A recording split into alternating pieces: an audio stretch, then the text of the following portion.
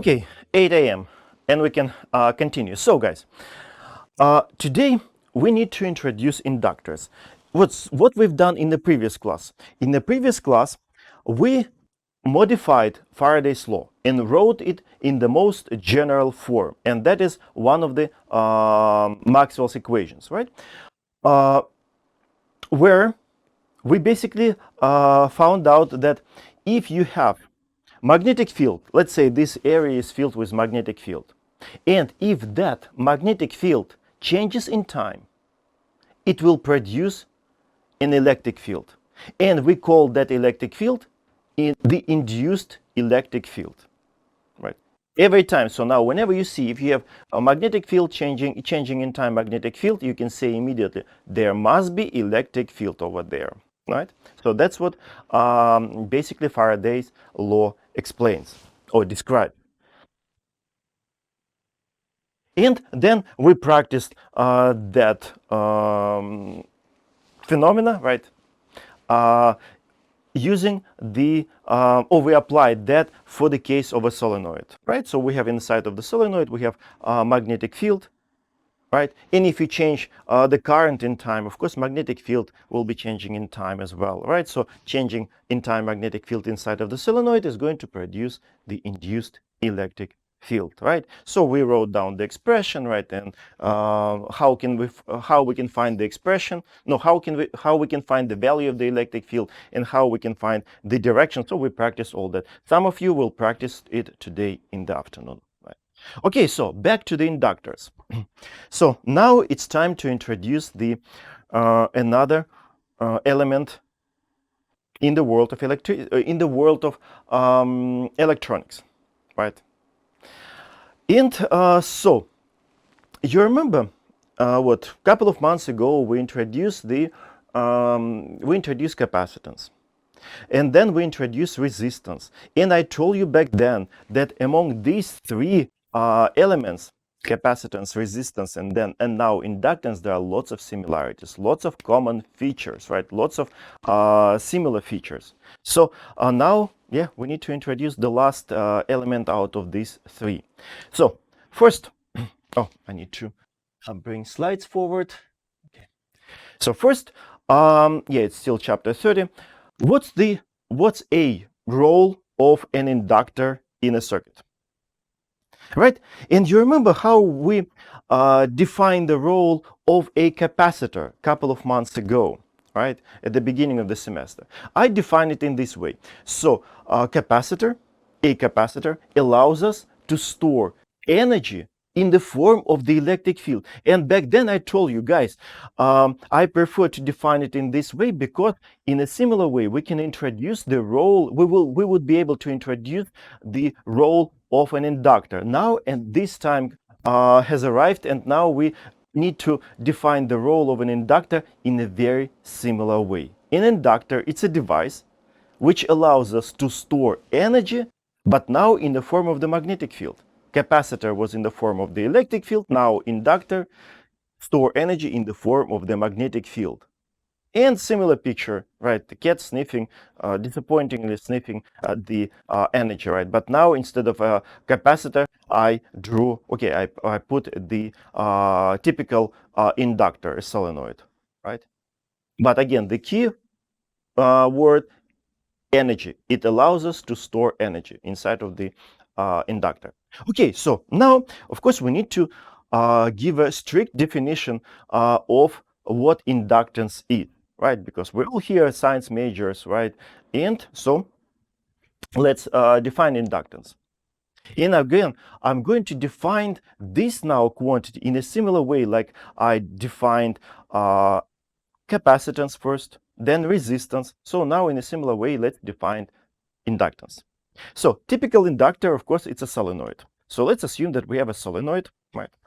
And loops, right? Current entering over here. There, current exit, right? Of course, whenever you have a current through the solenoid, of course, inside of the solenoid, there is a magnetic field. Right? And you see that magnetic field, those blue lines, right? Then, since there is a magnetic field, and of course, and of course, in this case, the solenoid is a bunch of loops. I don't know, 400 loops stuck together, right? So, of course, there is a magnetic field through a loop, so there will be flux through one loop.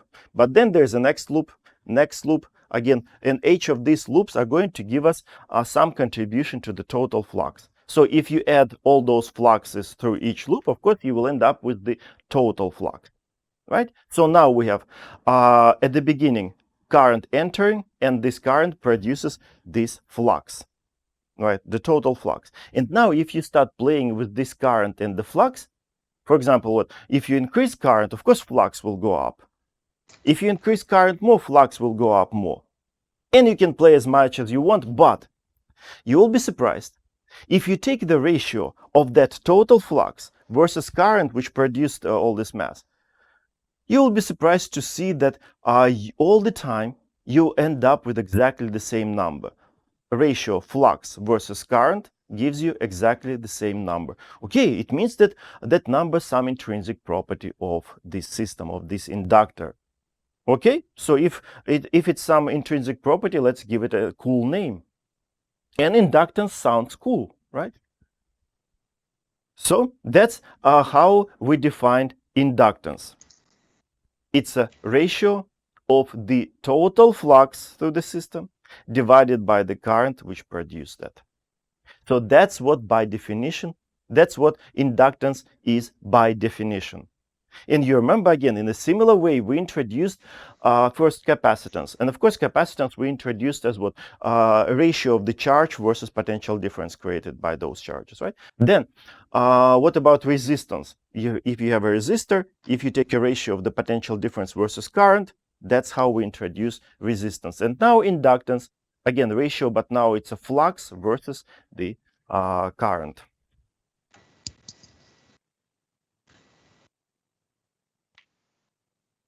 Okay, so next. So we introduce new quantity. So the next question, of course, should be, should we introduce a new SI unit? And again, in physics, in engineering, we're all practical, right? And from the practical point of view, inductors are used a lot in the world of electronics, right? And if something is used a lot, it makes sense to simplify life of those people who use these devices, these elements, right? So it makes sense, instead of pronouncing every time Weber divided by amps, Weber divided by amps. Yeah, it can be annoying if you use it a lot every day. So researchers introduced the special unit Henry, right? Yeah, so that's the definition. And so now a unit, the SI unit, Henry, which is a Weber. You remember it's a unit of flux and units of current, amps. So 1 Henry. It's a Weber divided by amp. Symbol, obvious, since the typical inductor, solenoid is a typical inductor, it makes sense to use this symbol. Okay, here is it, right? Basically, sort of like a loop, right? Oh, like a solenoid. Okay, then, so this is a definition of inductance in general, right? You can apply it to find inductance of any object. You can, for example, find inductance of a piece of wire. Of course, maybe it will be reasonably small, right? But of course, you should be able to apply this definition and find it. Maybe, I don't know, inductance of the loop, right? Or inductance of me, right? But of course, I'm not going to like when you start driving current through me, right? You will, again, see that on top of my disappointingly low inductance, I have significant amount of resistance, right? Something like this, right? The point is, again, this is definition of inductance in general, and which can be applied to find inductance of any object. And so, since I keep telling you that solenoid is a typical inductor, and of course it makes sense to apply this formula to find inductance of a solenoid. So let's do it. And we're going to use, of course, that formula. Not a lot, because the end of the semester is getting closer, right? So, but we will use it from time to time, right? Okay, so now let's find inductance of the solenoid. Okay, so exactly the same picture here, right? Current enters, right? current exits over there. So let's assume that magnetic field, not assume, of course there will be magnetic field, number of loops is given, right, cross-sectional area of the solenoid is given, pretty much all the geometry about the solenoid is given, right? Number of loops is given, right? And so now we need, in order to apply that formula, of course, we need to find an expression for the total flux, right? Because that's what we have in the numerator, flux divided by the current. So let's find the flux. And so since we have, again, solenoid is effectively a stack of n loops, right? And of course, if you know the flux through one loop, how can you find the total flux? Flux is additive, so you just take the flux through one loop and multiply by the number of loops, right? So flux 1 plus flux 2 plus, and keep adding fluxes. Of course, it will be n times flux through one of the loops, right? Right. So that's the total flux, n times the flux through one of these loops. Then, so now, how can we find the flux through one loop? We've done it so many times, it's a piece of cake, right? So, of course, you see, magnetic field points that way. So, of course, it makes sense to choose area vector also in this direction to point. It makes sense to point area vector also in that direction to make B and A parallel. Again, we've done it so many times, right? So again, definition of flux, it's B dot A, but of course, if we position area vector or orient area vector in the same direction as the direction of the magnetic field, so angle between them is 0, and dot product between B and A, it will be just a product of magnitudes of B and A. So as a result, we'll have here N, then B, and then A, right? So we'll get NBA. Yeah, National Basketball Association, right? So now you know what NBA is. It's just a flux, right? It sounds so diminishing, right? Okay, so that's the flux, but it's not the end of the story, right? Of course, N is given, number of loops, area, cross-sectional area of the solenoid also given, we assume given, right? But we can dive inside of the magnetic field, right? We can write magnetic field in terms of other parameters describing the solenoid. So, and of course, you know, it's your quiz number 5, expression for the magnetic field produced by a solenoid, right? So it's a magnetic field inside of the solenoid, mu naught, universal constant, n. You remember what n is? It's a number of loops per unit length, and current I. So number of loops per unit length, it's the total number of loops divided by the total length of the solenoid, right? You derived it, you should remember this, right? So now, of course, I can write as mu naught n divided by L times I. Okay, so now, of course, we need to plug it into the expression for the total flux.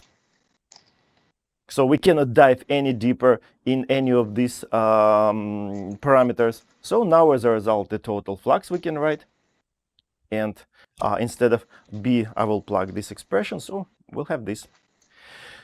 N, right? It's so that instead of B, what we have here in brackets, and then times A. So now we just need to make it look nicer. So we have two n's. It will be n. It will give us n squared.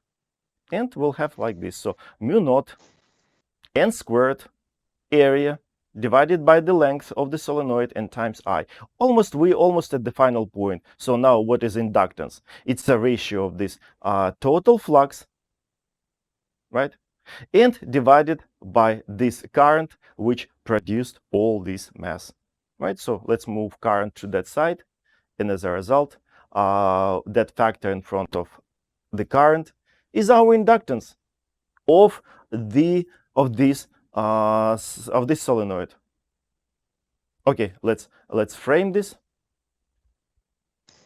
And of course, typical question. As I told you, there are lots of similarities between capacitance, then resistance, and now inductance. Look, what's the major feature of this formula? Does it depend on the magnetic field? No. Does it depend on the flux? No. Does it depend on the current? No. It doesn't depend on a single electromagnetic quantity. It depends on what? Mu naught. It's that universal constant which basically describes magnetic properties of vacuum. Basically, it tells us that inside of the solenoid we have a vacuum, nothing else. Of course, if you fill it with some material, that constant mu naught would change to some other constant, which is usually tabulated. Open the book and you can find, so this material, here's the number mu, right, and so on. So mu naught gives us information about the material inside of the solenoid. Then n, number of loops, it's geometry.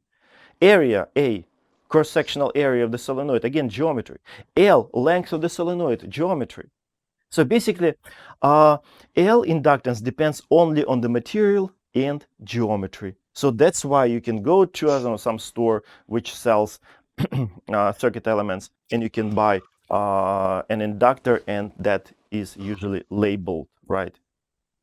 Because you can build it, you can measure all these parameters and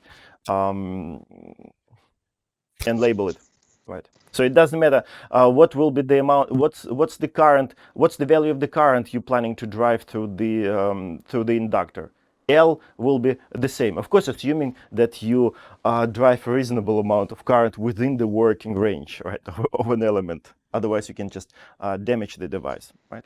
So, and you remember the similar property we had when we derived the formula for a capacitance of a parallel plate capacitor, right? You remember that epsilon naught A divided by D. Again, it depended only on the geometry. Then formula for the resistance, R equals rho resistivity times L, length of the resistor, divided by the cross-sectional area. Again, depended only on material and geometry. And here, inductance of a solenoid also has similar feature. So that's what I kept telling you. Capacitance, resistance, and inductors share lots of similar features. Right? But of course, a capacitor plays all these roles, right, in the world of electricity. Inductance plays all these roles in the world of magnetism.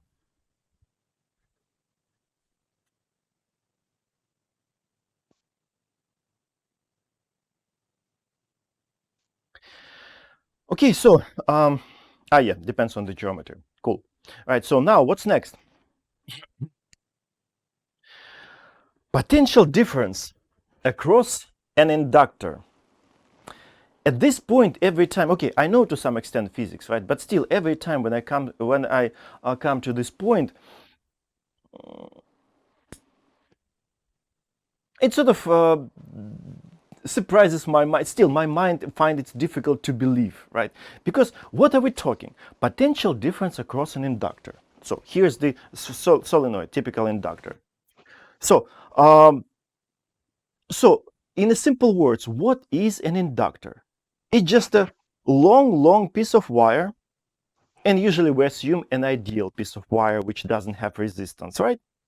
Wrapped in the form of this, in this form, right? That's it. It's just a piece of wire. Why would you expect to have any potential difference across a piece of wire which doesn't have resistance, right? It's not a battery, right? Also, if we assume it doesn't have resistance, of course, there is no any voltage drop. Why on the earth would you expect to have any potential difference across the piece of wire? And of course, you wouldn't be able to find any potential difference if you have just a straight piece of wire. But once you grab some cylindrical surface and wrap this wire around this cylindrical surface, okay, let me wrap it nicely a little bit, right? Right. And now, once you created structure like this, under certain conditions, you will be able to see the potential difference across this element. Yeah, again, as I said, I know physics and I know what happens, but still every time my mind kind of is surprised. And of course, what is responsible for this potential difference is a newly introduced Faraday's law. Right.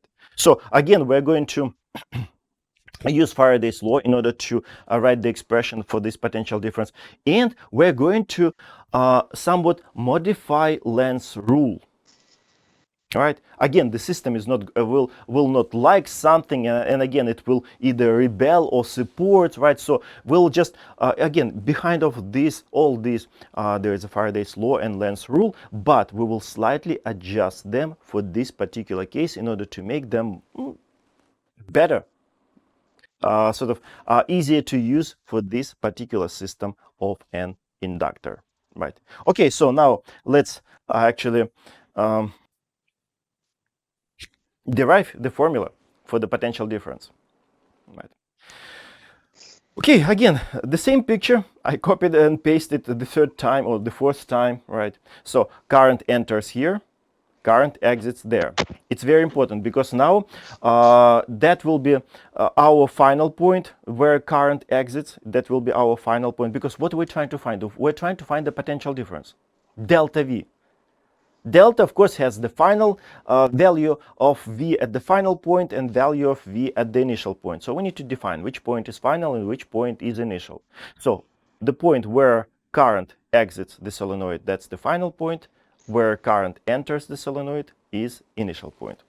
Right. Okay, and of course, as I said, it's a Faraday's law lies behind all these mess, right? But of course, at this point, you can start screaming at me. Come on. All up to this point, every time we applied Faraday's law for what? For some closed conducting loop, right? So there is it's exposed to the magnetic field and all that stuff, blah, blah, blah. And as a result, EMF is produced and of course, current flows. How come that now I'm trying to apply this law, which we applied for a closed loop, for a system like this? So, and we're trying to find the potential difference between this point, let's say this is entrance, and this point, the exit. The thing is, effectively, again, the solenoid is just a bunch of loops. One loop, then the second loop, the third one, and so on. I don't know, 400 loops stuck together. So we can apply this Faraday's law for the first loop. We will find EMF 1. Then we'll move to the second loop. Again, apply to find EMF across the second loop, then the third loop, a fourth, and so on. So you can calculate all these EMFs across each of these loops. Then you can add those EMFs up, and you will get the total EMF produced across the whole solenoid, and you will get potential difference between this point and that point, right? So yeah, we can apply this still. We can still apply that formula for the solenoid. Right? But of course, now I don't want to use EMF. It's more convenient to use just delta V. Delta V. All right, so I would just use delta V. Effectively, what is EMF? It's a potential difference, right? Okay, so now let's write this total flux in some other quantities. Flux, it's kind of difficult to imagine, let's put it this way. But we can easily replace it using the definition of inductance. Because usually the values of inductors we know, right? Again, you can buy it and they are labeled. Inductance is this, inductance is that, right? 5 Henry, 2 Henry. Okay, so definition of inductance, total flux divided by the current. We need to get flux. Total flux. Of course, we can solve it for the flux. It will be L times I. And that's where you're going to plug into this Faraday's law. Right. Okay. Now, on the sign of differentiation, we have a product L and I. We don't change the value of inductance. L is constant. If L is constant, of course, that can be extracted from the sign of differentiation, right? So this L we can extract, right? So as a result, we'll get minus L and rate of change of the current. And that's the formula which we need to use in order to find the potential difference across an inductor. In this case, across a solenoid. Right. Okay, so now probably I'll move to the next slide, right? Because now we will have to consider what? 3 situations. First of all, okay, let me just move. Yeah. First of all, look, what is first noticeable thing? The potential difference across the solenoid, across an inductor, does not depend on the value of the current. It doesn't matter how huge current is. I know maybe you can drive, I know, hundreds of amps of current, but It doesn't matter. What is matter? How fast current changes in time.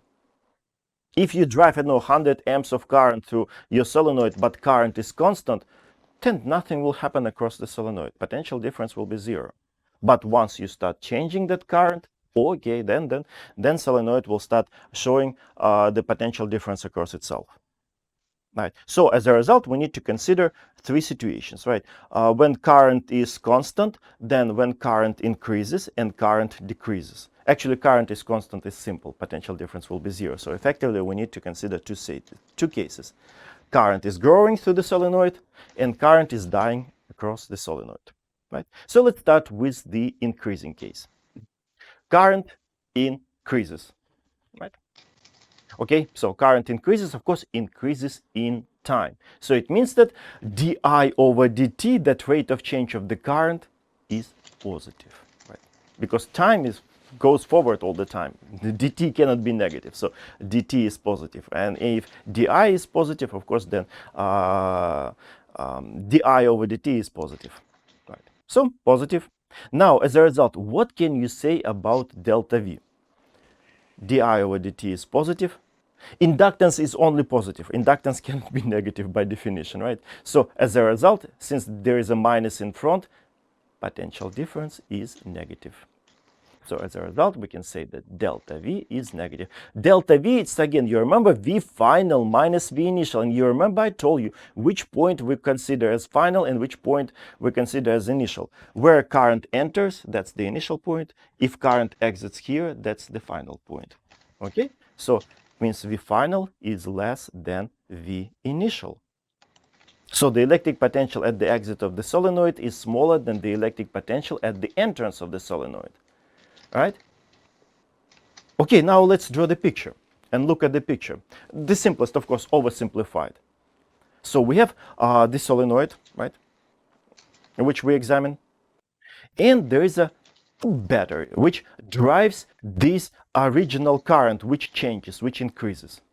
So let me draw this increasing current. It's this blue one, right?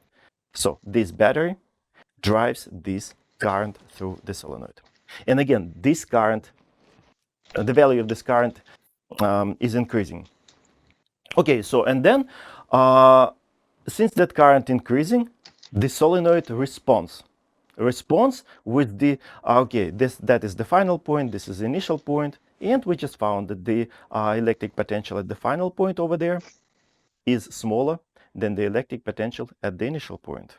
So I can put there minus and here plus. Again, minus a plus, it means just minus means lower, plus means higher. And you need to understand one subtle point which students refuse to realize quite often, right?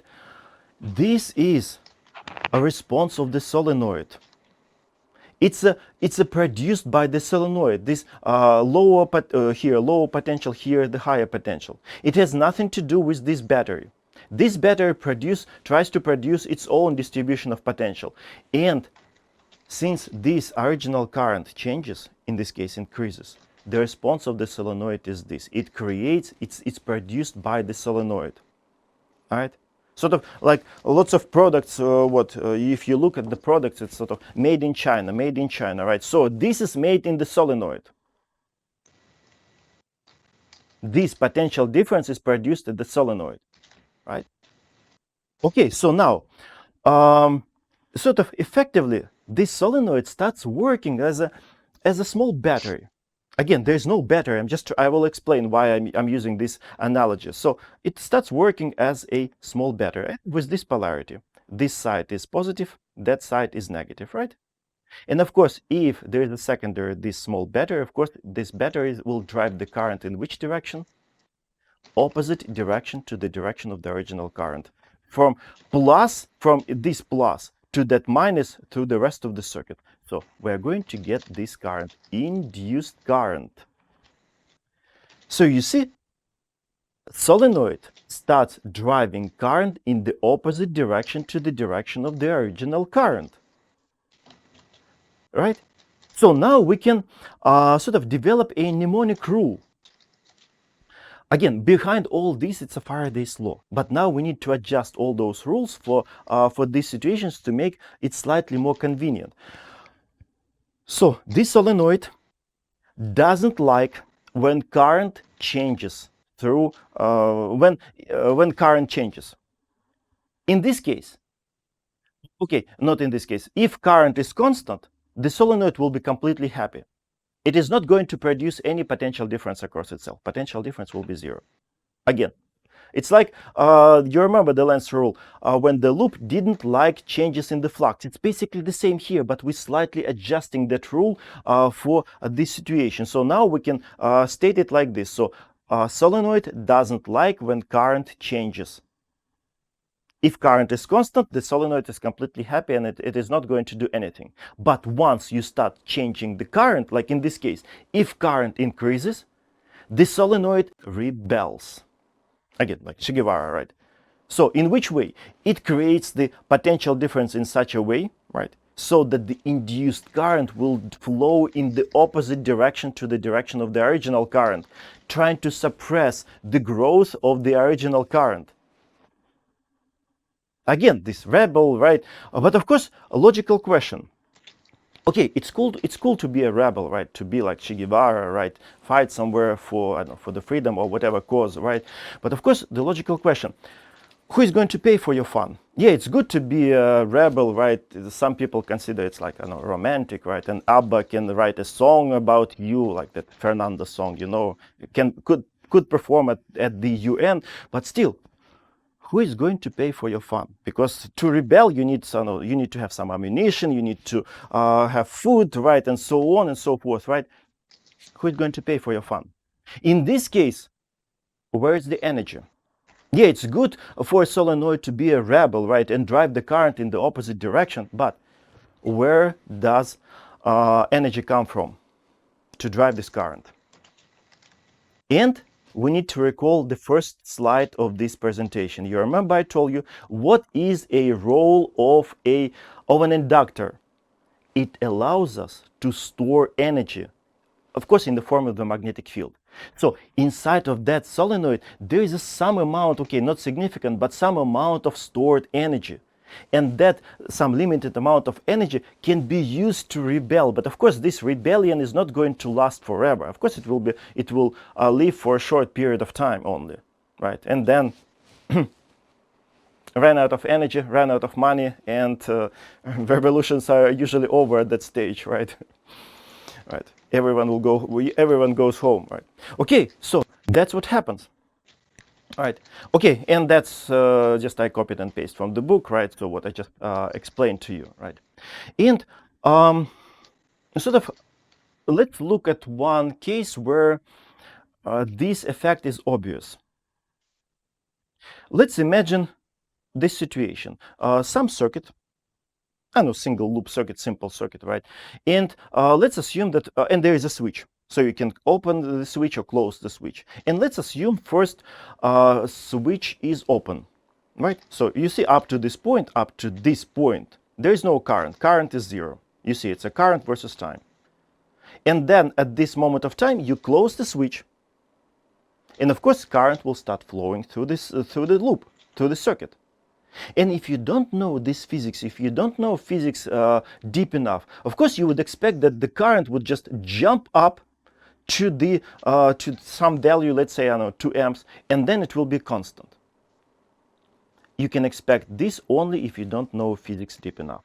Because in reality, any circuit has some amount of inductance. Maybe there is an inductor in the circuit, but as I told you, even simple piece of wire can have some amount of inductance, right? So basically any circuit has some amount of inductance. And that inductance will behave like we just discussed. So that inductance says, okay, you're trying to increase the current significantly through me, right? So from the point of view of an inductor. And of course, it has some amount of energy, and of course it will start driving the induced current in the opposite direction, trying to suppress the growth of that current. So now you see we have two battling mechanisms, right? So current is trying to grow, but inductance is trying to suppress that growth. As a result, in real life, we don't see the step function like this. We see something smooth because of this effect. All right. And of course, if you buy some, I don't know, cheap pulse generator, and if you look at the square pulses, right, if you zoom in and look at the over a short period of time at the pulses, you will see how ugly those pulses are, right? Of course, if you zoom out, yeah, they look great, but if you zoom in, they are really ugly. And in order to have a really nice pulses, right, reasonably square without any ripples, you need to pay tons of money. And of course, those money fight this effect. Right, trying to fight this effect. Right. Okay, so mnemonic rule, the first one. Again, the philosophical idea: the solenoid doesn't like when current changes through current changes, and if original current increases, the solenoid will produce the potential difference, lower at the end, higher at the beginning, and starts driving induced current in the opposite direction to the direction of the original current in an attempt to suppress the growth of that current. Basically, again, it's a Lenz's rule, but adjusted for this situation so it would be easier to analyze. Right? Because again, it's a Faraday's law behind all of this. Right? Okay, so now the second situation. What if current decreases? Again, original current, that blue current, decreases now. Okay, so let's repeat the similar steps, right? Of course, now if current decreases, then di over dt now is negative. So di over dt is negative, so this is with minus, and then there is a minus in front. Two minuses are going to give us plus. So as a result, delta V is positive. And again, we know which point is final, which point is initial. So V final is now electric potential at the final point is larger than the electric potential at the initial point, right? Okay, and now let's draw a similar picture. Again, oversimplified. So where we have only a battery which drives the original current, which now decreases, and solenoid, inductor. Again, let me draw the original current I. And now, of course, you should be able to guess. So now, if current is dying, then the solenoid will become supportive and starts driving current, induced current, in the same direction as the original one, right? So now let's get that naturally. Let's get from using similar analysis, right? Okay, so again, that is the final point. This is the initial point, right? And now potential at the final point is higher than at the initial. So over here, I have to put plus, right? And here, minus. Plus, minus. Here we had minus, plus. Now we have plus, minus. Right. So again, effectively, this solenoid starts working as a battery, right? As a small battery with this polarity, of course, opposite polarity. So positive electrode on that side and negative electrode on this side. And of course, this battery will start driving current, induced current, in the same direction as the original current. All right. And so now, okay, the second part, the second mnemonic rule. So if our original current through the solenoid is dying, the system becomes supportive, like Florence Nightingale, and use its internal energy, not eternal, internal energy, to drive current in the same direction as the dying original current. Okay, now let me explain why at some point, like a couple of years ago, I started using this effective battery, right? Although there is no battery over there, right? It's just a solenoid worked like that, right? Because quite often students try to drive the current in the wrong direction. They see, okay, here here the plus, right? This point is positive, this is negative, and they try to drive the current from plus to minus. They see that there is a gap over here. This is plus, this is minus, and they drive the current that way, which is wrong. This plus and this minus, it's a product of the whole solenoid, right? So that induced current flows through the rest of the circuit. So in order to squeeze that gap between plus and minus, I started using this battery, effective battery, so that students didn't have a chance to drive the current in the wrong direction. I just saw it in the past, so I started using, this word. So now the solenoid works as an effective battery, right? In order to shrink that gap between plus and minus to reduce chances of you making mistakes, right? Okay, all right, again, it's just a Lenz's rule, adjusted for this situation. Okay, and now let's apply this now this situation for the circuit with when we change the current, right? So let's imagine that you have some arbitrary circuit, right? Again, there is a switch, but first current is established. You see current, let's say 2 amps of current flowing, and then at this moment of time, you decided to open the switch to terminate the current. Of course, if you don't know this part of physics, you would expect that current would just drop dead, right? And then it will be zero, sort of like a step function. But again, in real life, nature doesn't like sudden transitions. You will never find anything in the nature which behaves like a step function. Every time there are some two battling mechanisms. As a result, transitions are usually smooth. Right? Nature doesn't like sudden changes. So in this case, what happens? Because as I said, any circuit has some amount of inductance. And once that inductance starts feeling that current is dying, and dying actually fast, so that inductance will start driving its own made in solenoid current. First it produces a potential difference, right? Proper potential difference, and then it starts driving induced current in the same direction as the original current, trying to support it, so that the dying current will live a little bit longer.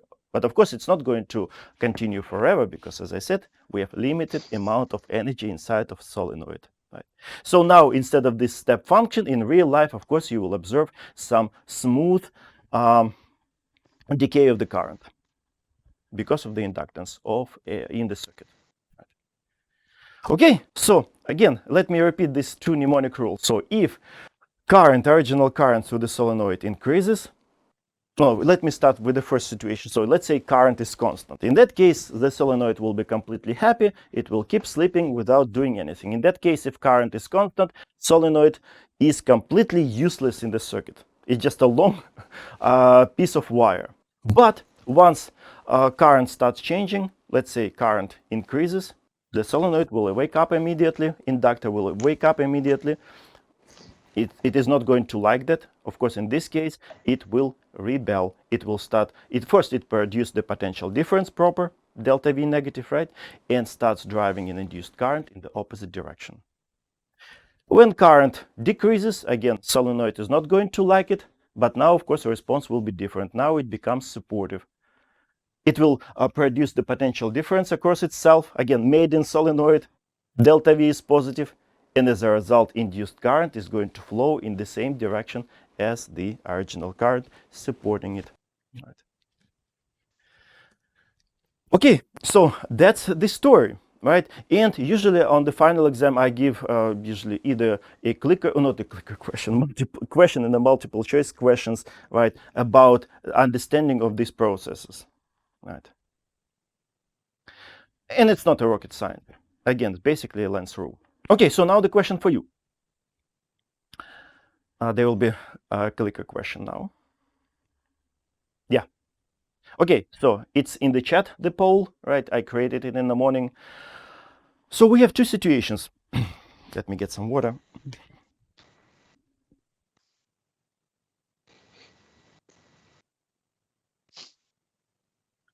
So two inductors.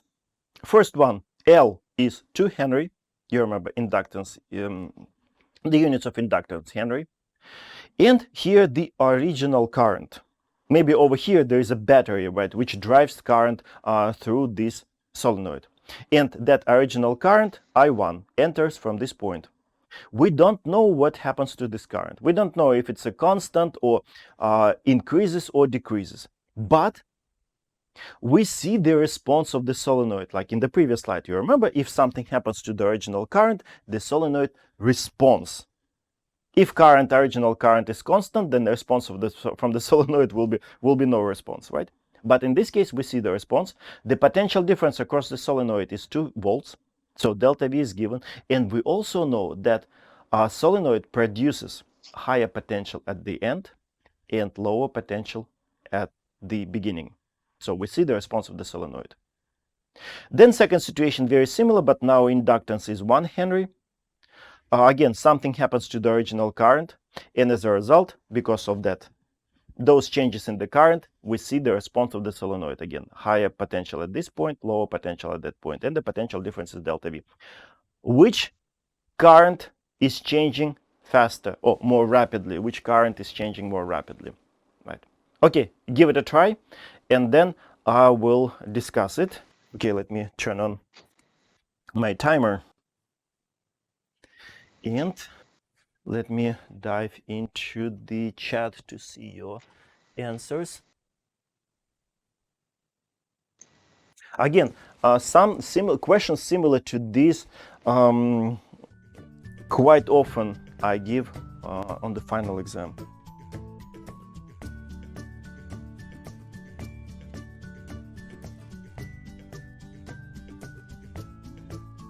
Okay, it looks like we can stop. The number of responses is not growing, so now I can continue. Okay, first, before using the formula, of course, at the end I will apply the formula in order to compare numbers, right? But first I want to understand conceptually what happens to this current I1 and I2 in terms of those three situations. Is it constant, is it growing, or is it dying? All right? And of course, we can get information about this current by looking at the response of the solenoid, because you remember that rule.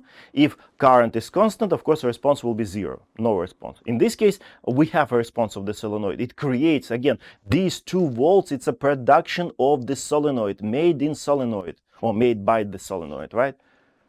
So since there is a response, definitely something happens to this current. So now, let's see. This response of the solenoid, this potential difference, is going to drive an induced current in which direction? Of course, from plus to minus, but through the rest of the circuit, right? So I could draw, of course I didn't draw, but I could draw here effective battery with the positive electrode on this side and negative electrode over there below, right? Of course it will drive current up, induced current up, in the same direction as the original current. So if this solenoid drives the current in the same direction as the original current, it means what? This solenoid is supportive. And solenoid is supportive when original current is dying. So it means that this current I1 is going down, the value of the current is dying, right? And the same situation with I2. Again, we see the response of the solenoid, higher potential over there, lower potential over here, right? It means that induced current is going to flow up. Again, the current must go through the rest of the circuit. Don't try to drive the current from this plus to that minus downward, right? That's why, as I told you 5 minutes ago, I usually try to draw sort of like a effective battery, right? Okay, so again, in this case, induced current is going to flow in the same direction as the original current, so it means that the original current is dying. So now let's compare who is dying faster, right? And that can be done from the formula which we derived for the potential difference across the solenoid, which is given, that 2 volts and 4 volts. Okay, so we just need to get di over dt. Oh, I need to bring the slides forward. Okay, so di over dt in the first case, of course, it will be minus delta V over I, right? So it will be delta V is 2 volts and L1 is 2 Henry, right? And of course, minus, yeah. But the question is about, not about the sign of the di over dt, just which one changes faster, right? Okay, so in this case, it will be minus 1. In the second case, it will be 4 divided by 1. It will be negative 4. So the second current is dying. Second current is changing more rapidly, right? Again, as I said, questions like this I give on the exam, and it's, you know what, maybe like 40% of students don't answer it correctly. So usually it's sort of Not spectacular, the results. Right? Although it's very similar to the lens rule. Okay, so that's the answer. And okay, yeah, basically the class is over. But so next class, which will be on Tuesday, we will start finalizing the foundation of this course. We're going to write down the Maxwell's equations, which you remember, the foundation of electromagnetism, right? So basically, I usually compare at this point, it's like with reaching the summit of the mountain. So that's why I put this picture, right? And after this, usually sort of like, okay, after the summit, of course, it's sort of like a downhill, but it's like if you ever run Boston Marathon, when you reach the heartbreak hill after those 4 hills, right? And of course the crowd cheers you up, right? Tries to cheer you up, right? And screams that it's all downhill and now it's easy. No, don't trust them. It's still not easy. It's still painful. Still there are some small hills after that, right? So I'm just making a point that now we're trying to reach the maximum, the top, the summit, but it doesn't mean that after that the material will be easier. Okay, so that will be next class. We will finalize this foundation, and then we will move into optics.